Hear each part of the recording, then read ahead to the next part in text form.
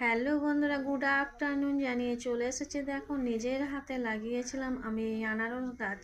তাই বন্ধুরা, এটা আমি নিজের হাতে কেটে নিচ্ছি। এত আনন্দ লাগছে, তোমাদের কাছে একটু ভিডিও করে শেয়ার করে নিচ্ছি বন্ধুরা। এর আগে আমি আরও দুটো তুলেছিলাম, তোমাদেরকে ভিডিও করে দেখিয়েছিলাম, শেয়ার করে সবটাই।